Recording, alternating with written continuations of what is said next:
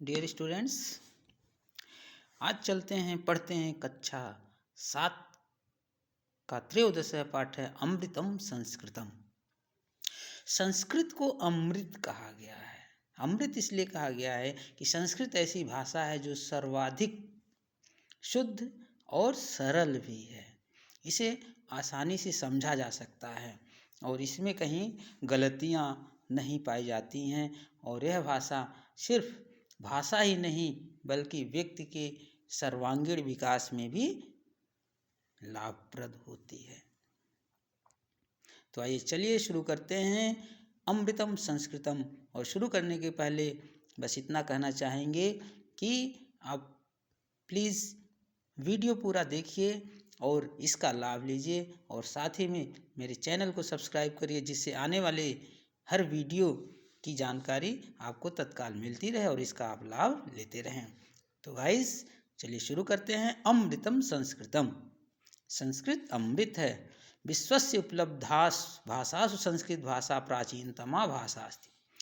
विश्व में उपलब्ध भाषाओं में संस्कृत भाषा प्राचीन भाषा है। भाषा अस्ति मतलब भाषा धन अस्ति, भाषा है।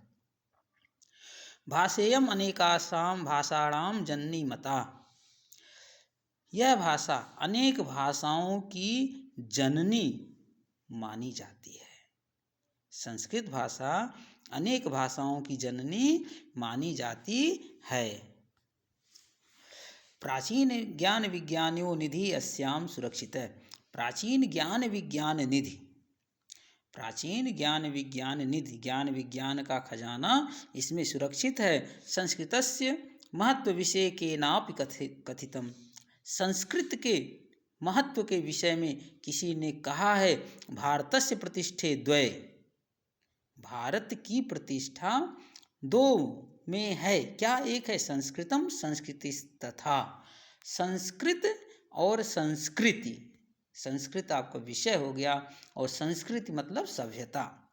यह भारत की प्रतिष्ठा को इंगित करते हैं और इसी में ही मौजूद है भारत की प्रतिष्ठा। एक संस्कृत है, दूसरा संस्कृति है, सभ्यता है, जो हम अपने दैनिक जीवन में लोगों के साथ प्रयोग करते हैं। इयम भाषा अतीव वैज्ञानिकी। यह भाषा अत्यंत वैज्ञानिकी है। केचन कथयन्ति, किसी ने कहा, यत् संस्कृत में संगणकस्य कृते सर्वोत्तमा भाषा। यदि संस्कृत में ही संगणकस्य मतलब संगणक क्या होता है? कंप्यूटर का कार्य हो तो सर्वोत्तम भाषा होगी। कहने का मतलब ये था कि संस्कृत में ही यदि कंप्यूटर का वर्क हो तो वह सर्वोत्तम होगा। अस्या वाङ्मये वेदे पुराणे नीतिशास्त्रे चिकित्सा शास्त्रादिभिश्च समृद्धमस्ति। और इसमें वेद पुराण, नीति शास्त्र, चिकित्सा शास्त्र आदि की समृद्धि होती है। इस भाषा से आपके वाङ्मय मतलब आप कह सकते हैं साहित्य। वाङ्मय मतलब साहित्य, वेद, पुराण, नीति शास्त्र और चिकित्सा शास्त्र आदि की समृद्धि होती है, बढ़ोतरी होती है। कालिदासीदानाम विश्वकवीनाम काव्य सौंदर्यम अनुपम। कालिदास आदि विश्व कवियों का काव्य सौंदर्य अनुपम है। कौटिल्य रचितम अर्थशास्त्रम जगत प्रसिद्धमस्ति। और कौटिल्य द्वारा रचित अर्थशास्त्र पूरे संसार में मशहूर है। गणित शास्त्रे शून्यस्य प्रतिपादनम सर्वप्रथम आर्यभट्ट अकरोत्। और गणित शास्त्र में शून्य का प्रतिपादन करने वाले सर्वप्रथम आर्यभट्ट ने इसे किया था। गणित शास्त्र में शून्य का सर्वप्रथम प्रतिपादन आर्यभट्ट ने ही किया था। चिकित्सा शास्त्रे चरक सुश्रुतो योगदानम विश्व प्रसिद्धम। और चिकित्सा शास्त्र में चरक और सुश्रुत ये दोनों आयुर्वेद शास्त्री थे। चिकित्सा शास्त्र में इनका विश्व प्रसिद्ध योगदान रहा। संस्कृते यानि अन्यानि शास्त्राणि विद्यन्ते तेन वास्तुशास्त्रम, रसायन शास्त्रम, खगोल विज्ञानम, ज्योतिष शास्त्रम, विमान शास्त्रम इत्यादीन उल्लेखनीयानि। और क्या कर रहे हैं कि संस्कृत यानी अन्यानि शास्त्राणि, अन्य शास्त्र में विद्यन्ते तेषु, अन्य शास्त्रों में भी यह वास्तुशास्त्र, रसायन शास्त्र, खगोल विज्ञान, ज्योतिष शास्त्र, विमान शास्त्र आदि उल्लिखित है। संस्कृत विद्यमान सूक्ते अभ्युदय प्रेरयन्, संस्कृत में विद्यमान सूक्तियाँ, सुधन उक्ति मतलब सुंदर उक्ति, ऐसी उक्ति, ऐसी कहावत, ऐसा वाक्य जो जीवन को प्रेरणा दे उसे क्या कहते हैं? सूक्ति कहते हैं। तो संस्कृत में विद्यमान सूक्ति अभ्युदय प्रेरयन्त, अब अभ्युदय मतलब अभ्युदय के लिए, आपके प्रगति के लिए प्रेरणा देती हैं। जैसे सत्यमेव जयते, सत्यम धन एव, क्या हो गया? सत्यम धन एव सत्यमेव जयते, सत्य की ही जय होती है, विजय होती है। वसुधैव कुटुंबकम, वसुधा धन एव, वसुधैव क्या होता है? वसुधा धन, वसुधा मतलब पृथ्वी, एव मतलब ही, कुटुंबकम मतलब परिवार, हमारी पृथ्वी ही अपना परिवार है। विद्या अमृत स्नुते, और विद्या ही अमृत है। योग कर्मस कौशलम इत्यादि, और योग करने वाला कौशल होता है, मतलब योग करने से कर्म में कुशलता आती है आदि। सर्वभूतेश आत्मत व्यवहारम कर्तुम संस्कृत भाषा सम्यक शिक्षित, और सभी लोगों से आत्मोत व्यवहार करने हेतु संस्कृत भाषा शिक्षित करती है, संस्कृत भाषा प्रेरित करती है।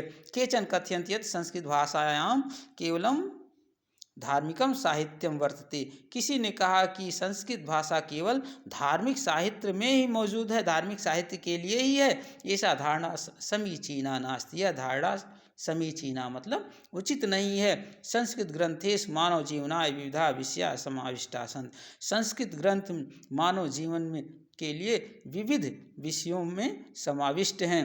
यानी संस्कृत ग्रंथ मानव जीवन के विविध विषयों को लेकर के समाहित किए हुए हैं, अर्थात संस्कृत साहित्य जितने हैं वह मानव जीवन के विविध पहलुओं पर अध्ययन करने वाले विषय को लेकर के लिखे गए हैं। महापुरुषाणाम, महापुरुष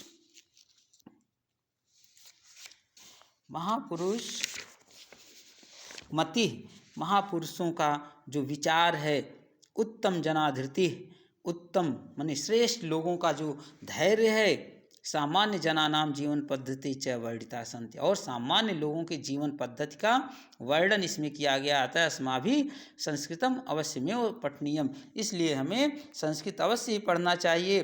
तेन मनुष्यस्य समाजस्य च परिष्कार भवत्, उससे मनुष्य और समाज दोनों का परिष्कार होगा, दोनों का कल्याण होगा, दोनों का उद्धार होगा, दोनों ही आगे बढ़ेंगे। और उक्तंच कहा भी गया है, अमृतम संस्कृतम मित्र सरसम सरलम वचः भाषा सुमहनीयम यद ज्ञान विज्ञान पोषकम। अमृत संस्कृत, यह संस्कृत हमारी क्या है? अमृत है, मित्र है, सरस है, सरल है, वचः है, इससे ज्ञान प्राप्त होने वाला है। भाषा सुमहनीयम यद, और भाषाओं में महान यह भाषा। ज्ञान विज्ञान पोषकम, ज्ञान विज्ञान का समर्थन करने वाली है, उसका पोषण करने वाली है, कहीं से है अलग भाषा नहीं है। अर्थात हमें संस्कृत भाषा का अध्ययन अवश्य ही करना चाहिए। अगर हम संस्कृत भाषा का उपयोग करते हैं, इसका अपने जीवन में इसकी प्रेरणाओं को, दिए गए कथनों को अपने जीवन में उतारते हैं, तो निश्चय ही प्रगति हमारी होती रहेगी और कहीं से किसी प्रकार की कोई समस्या नहीं आएगी। डियर स्टूडेंट्स, इसको आप लोग पढ़िए, अच्छे से समझिए और मेरा चैनल सब्सक्राइब करना मत भूलिए। धन्यवाद।